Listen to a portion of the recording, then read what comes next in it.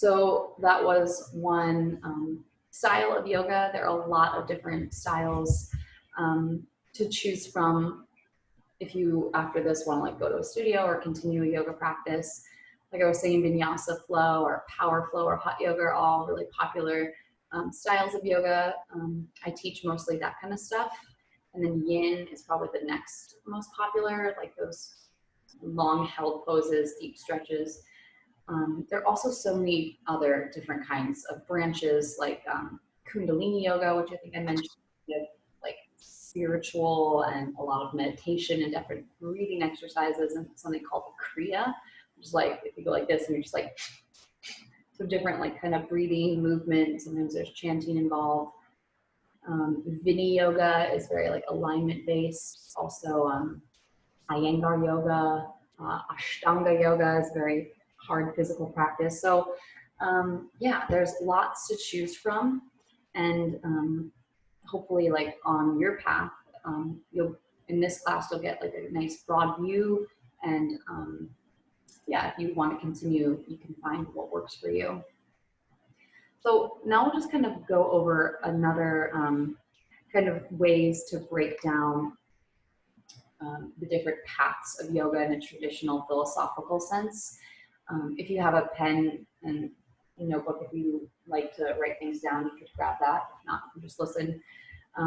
So there are kind of four main branches of yoga, and they are karma yoga, jnana yoga, raja yoga, and bhakti yoga.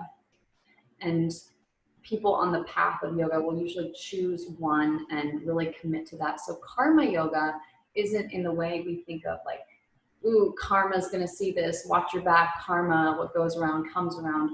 In this yogic lens, karma yoga means yoga of action. So acting without attachments to the result.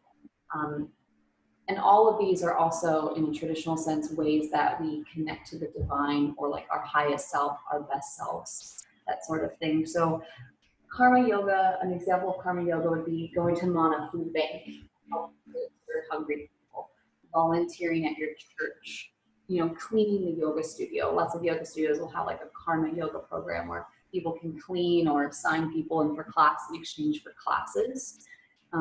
Also, if money is ever an issue and you want to continue into the world in yoga, if you talk to a owner or a teacher, you're like, look, I'm in college, I don't have a lot of money, is there anything I can do with class? Like in exchange? Most places will really find some way to accommodate that. So karma yoga is like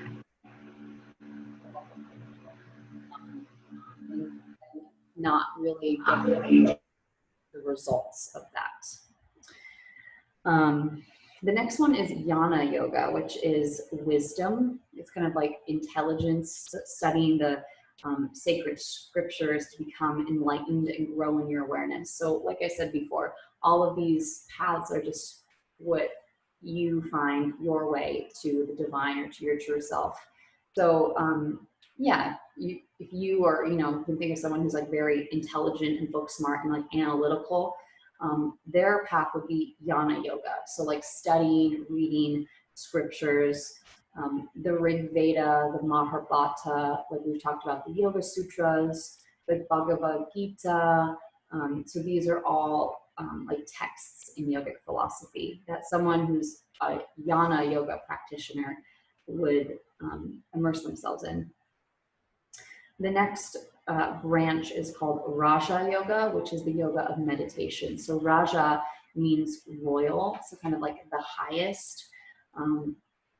So, if you spend like 3 or 4 hours a day in meditation, or you're really committed to that like quiet, peaceful path, that's Raja Yoga meditation. And then the last, which is probably my favorite and one I identify with, is called Bhakti Yoga. Bhakti is the yoga of the heart, of devotion.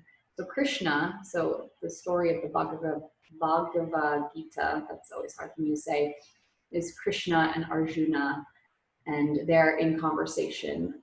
Krishna is Arjuna's teacher, and there's a big war and a battle, and it's yeah, there's a lot of beautiful takeaways. It's pretty heavy and can be intense to process, but Krishna favors the bhakti yogis. Um, so bhakti yoga is the yoga of like chanting, of singing, of devotion.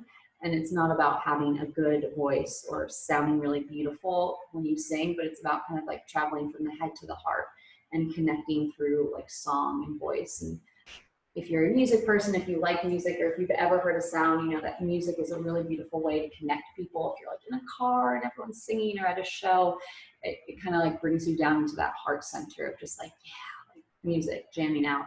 And then, you know, if you're like a Jnana yoga person where you study, you're like, I don't get that at all with music. So that's why it's nice that there are different paths for people to identify with. So yeah, Bhakti Yoga is about connecting the love inside of our hearts. That's the key to open the door to the divine within. So those are the kind of four main paths of yoga. So what next? So we did our whole chakra flow today, and I might post a document if you guys are interested with some more information about that. Some of those affirmations, if that's something you might want to connect to or kind of tap into, study a little bit more on your own. And we kind of went over that main energy center up and down your spine. So that's the Sushumna center, the main center of calm. The Pingala is on the right. So that's like the masculine, the Ida on the left, feminine, and it's kind of go hand in hand, up and down, finding that forever balance. We also on Tuesday talked about the kleshas, so the 5 kind of obstacles on our path to meditation. So those are avidya, ignorance, asmita, egoism, raja, desire, vesa, hatred, and abhinivesa, clinging. So those are 5 kind of obstacles that might get in your way on the path of enlightenment that you can kind of look at and study. It is, I'll be like honest with you guys, it's sometimes kind of overwhelming to jam all this information at you. Yeah, there's just like so much.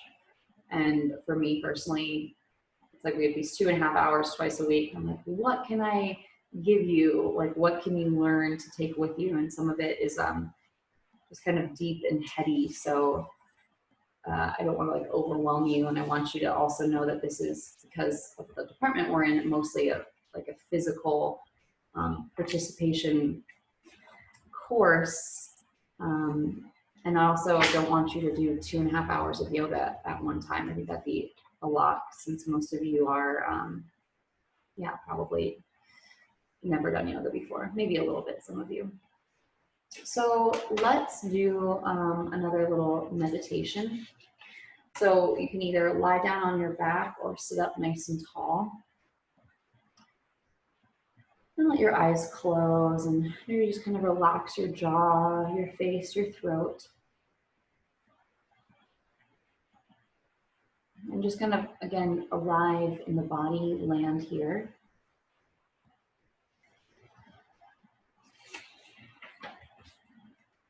And let your breath be so deep that it kind of moves down into the belly. Nice and low. Breathing in, breathing out. Full breath in, full breath out. So we'll do a focused meditation technique. It's called Anapanasati, which means quietly focus on the sensation of the breath at the tip of the nose. So whether you're lying down or sitting tall, begin to just quietly focus on the sensation of breath at the tip of the nose. Let go of anything else, of everything else, and then start to really feel that cool exhale out of the nostrils. Now focus on the entire exhale, pause. And then inhale. and pause. So it's called the kumbhaka, the kind of hold at the bottom and the top of the breath. So repeat that process, breathing in, pause, and then breathing out. Pause, count one, and then continue like that, breathing in, pause, and breathing out. Pause. If you're seated, continue to sit tall with your shoulders back, your spine nice and long, breathing in and breathing out.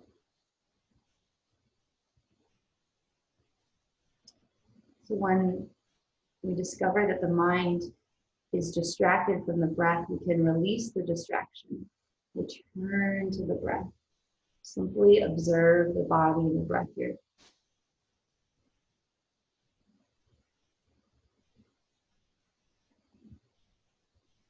Breathing in, letting go.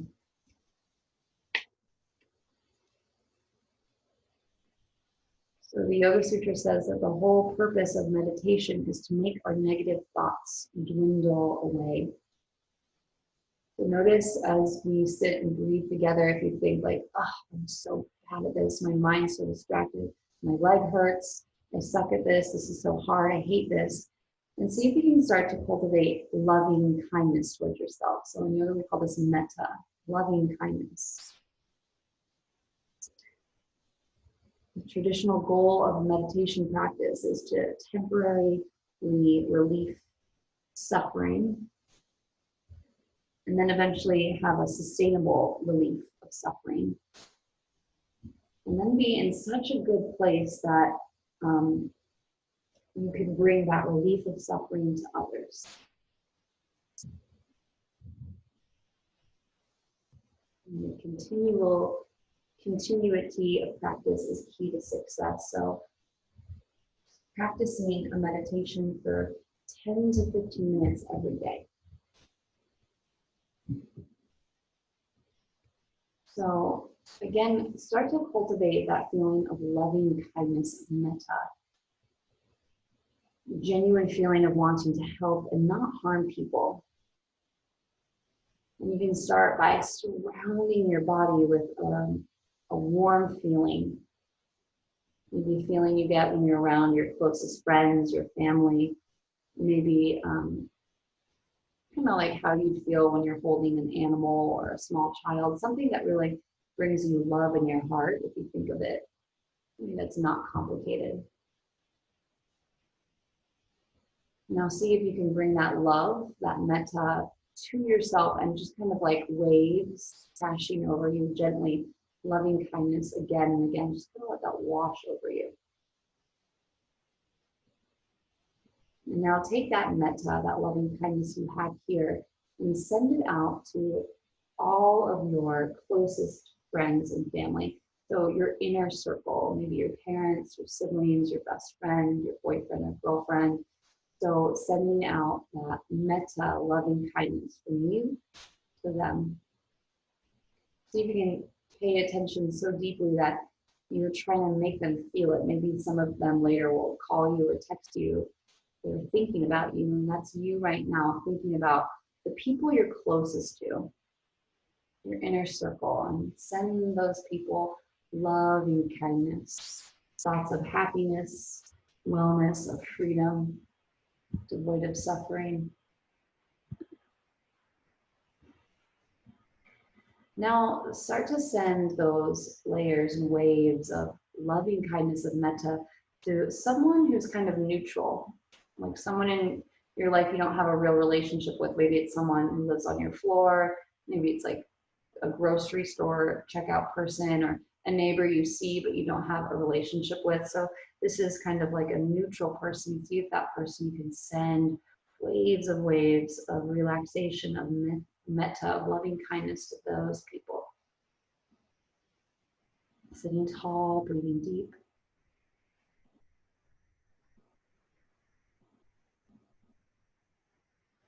And now again, send waves and waves of loving kindness to the people in your life you might struggle with. If you were to have an enemy or someone who's really hurt you or wronged you.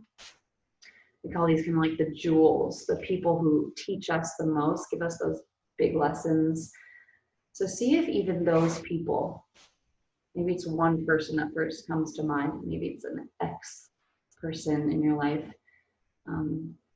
See if even those people, you can find it in your heart to send waves and waves of loving kindness to them. And if that doesn't come, maybe ask for the willingness to send those people waves of loving kindness. Remembering that hurt people hurt people. And no one should suffer so much that they intentionally try to hurt others. So kind of trying to find it in your heart to send loving kindness to those people who hurt you. And the last thing, the last part of this meditation is to send loving kindness, waves and waves, to all the people in the world right now. You think about maybe all the people who might be suffering from COVID, who've lost someone, people who've lost their jobs, people in poverty, people who are on the front lines. So this is a really powerful meditation to do right now because we all really need this. Our world needs healing and love. So you can think about your inner circle, your family, maybe your neighborhood, your school community, and then send that loving kindness to all of the animals, nature, rivers, waters, lakes, oceans, and then kind of zoom out from your town, your school, maybe see your state and your country, and just kind of like little like lightning bolts, like a big stream of love, of light to all the people around you, all the people in places of power. I'll pray that they make good, healthy decisions for all of us. So sending that loving kindness out to everyone. And it's believed that if you do this meditation enough, if you cultivate that loving kindness within you, that you can have it with you always, even in moments of deep stress or tension or challenge or conflict. You can kind of tap back into it anytime. Breathing in and then breathing out. Notice how you feel. Inhale and exhale. Now placing your hands together in front of your heart, palms touching, deep gratitude for this body, this practice today, all that you might be learning on this path right now in your classes, but also in your life, in your relationships. And we'll just seal this time with a namaste. All right, thanks everybody. So I'll see you on Tuesday in real life, in person. If you don't feel comfortable, if you're not gonna be in class in person, just let me know and I'll send you a recording or I'll have a Zoom link. I'll post something to Moodle to let you know what we end up doing. And yeah, I'm excited to meet you all, or not. So, you be the best judge for that. All right, everyone, have a great rest of your day.